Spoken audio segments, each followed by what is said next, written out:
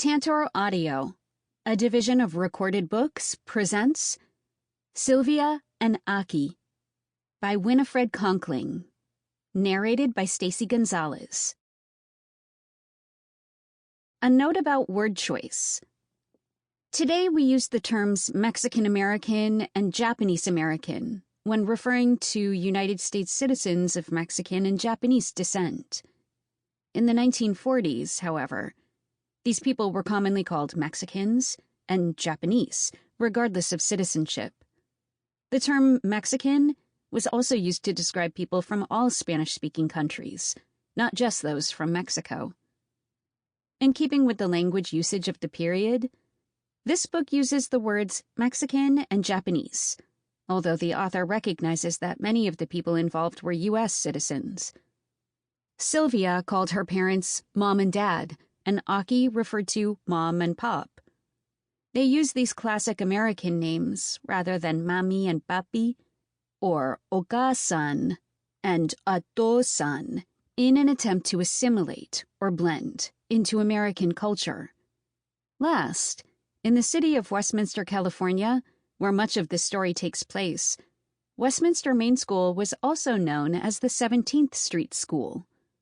Sylvia and Aki remember it as Westminster School, and that is how it is referred to in the book. Part 1. California and Arizona, 1941. Chapter 1.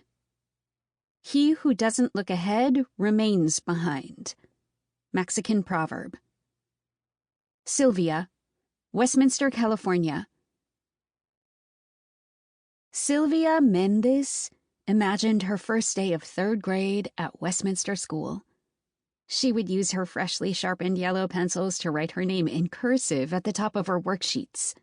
Her just-out-of-the-shoebox black Mary Janes would glide across the polished linoleum of the hallway. At the end of the day, she would come home, and her father would hug her and ask, "What did you learn today?" Then she would tell him about her teacher and her classmates and everything else. Sylvia never imagined the one thing that actually happened, even before her first day of school. She was turned away. Summer vacation was nearly over. It was the morning Sylvia was to register for school. She rode with her Aunt Soledad, her two brothers, and her cousins in the back seat of her family's blue Pontiac sedan, watching orange groves and fields of lima beans, sugar beets, and asparagus rush by. The flat Southern California landscape stretched to the mountains, one farm after another, each a distinct pattern of green stripes. We have a farm, Sylvia thought. For the first time, our very own farm. Sylvia's father had worked as a field hand on other people's farms most of his life. But now things were different. Now her father was the boss. That day her parents had stayed at home because the irrigation system on the farm needed fixing. She knew it wouldn't last forever. Sylvia's family had leased the asparagus farm from a Japanese family who would someday return. "The school is right up here," Aunt Soledad announced, jolting Sylvia back into the present. They had entered downtown Westminster. A dozen or so small businesses clustered along a couple of main streets. No churches, no movie theaters, no department stores. It was utterly different from busy Santa Ana, where Sylvia had lived before. The car turned onto 17th Street, and they passed a large cream-colored stucco building with fancy arches over the doorways and pretty flower beds in front. The word auditorium was spelled out along the side. She imagined going to assemblies or watching the older kids play sports. Wow, Sylvia thought. Her aunt slowed the car and pulled into the parking lot. "Is that it?" Sylvia whispered to her cousin Virginia. "That's our new school?" "I guess so," Virginia whispered back. Sylvia had never seen a school like it. Cypress trees and other evergreens surrounded the buildings like tall guards, reminding her of a park and making the place look important. "Look," Sylvia cried, pointing at the playground. "Real monkey bars!"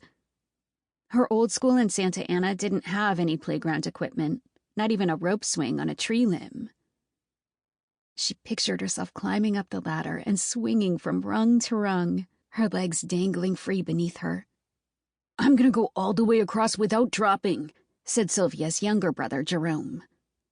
"I'm gonna go all the way across and back again," boasted her other younger brother, Gonzalo Jr. "Come on," Aunt Soledad urged. "There will be time for that later."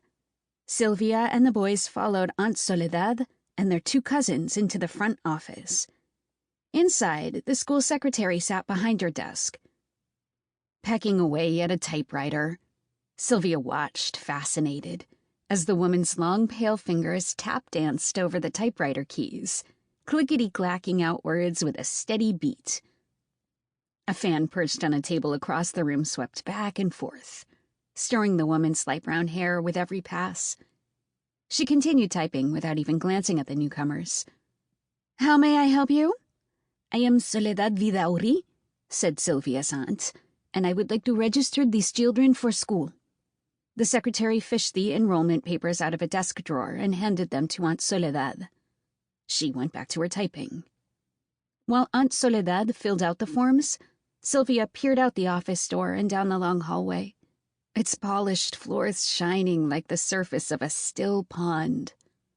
Across the hall, there was a table with a big stack of brand-new textbooks.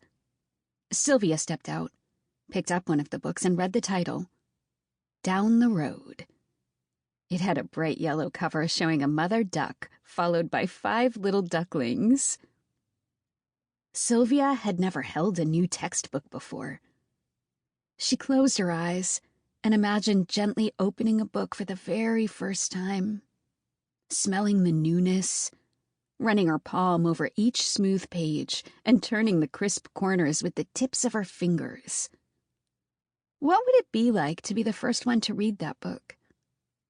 A book that wasn't worn and soiled by countless other fingers. Reluctantly, she set down the textbook and returned to the office, just as Aunt Soledad completed the first set of papers.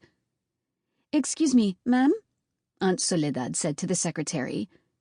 "May I have several more forms for my brother's children?" The woman stopped typing again. She looked at Sylvia and her brothers as if noticing them for the first time. "Are these your children?" "No," Aunt Soledad said. "These 2 are mine." She rested one hand on Alice's shoulder and the other on Virginia's. "They'll be entering 3rd and 4th grade." Sylvia looked at her cousins. They had fair skin and wore their long, wavy brown hair in tight curls, tied back from their faces with navy ribbons. "These are my brother's children," Aunt Soledad said, gesturing at Sylvia and her brothers. All 3 alike with warm brown skin, dark hair, and dark eyes. Jerome and Gonzalo had broad, friendly smiles and neatly combed hair. Sylvia wore her hair in 2 straight braids, with a red bow pinned above her right ear. She tried to smile, too, but something in the way the woman was looking at them made her uneasy. "What are their names?" the secretary asked with a sigh. "Mendez, Sylvia, Gonzalo Jr., and Jerome." The woman held up her hand to interrupt Sylvia's aunt. "The Mendez children will need to register at Hoover School, the Mexican school." "What? No," Aunt Soledad objected. "I want all of the children in the same school. Both families live in Westminster." "Mexican children go to the Mexican school," the woman insisted. "But we live here," Aunt Soledad repeated. "All of us. Together." Sylvia and her family lived in the main house on the farm, while Aunt Soledad and her family lived in one of the smaller caretakers' houses. "I'm sorry, but there is nothing I can do about the rules," the woman said, noisily shutting the desk drawer. "No, you see, the children are cousins," Aunt Soledad tried again. Her voice remained calm, though Sylvia could see an angry tightening at the corners of her mouth. "The Mendez children will need to go to the Mexican school, but I can't do anything about it," the secretary said impatiently. "Do you want to register your 2 or not?" Sample complete. Ready to continue?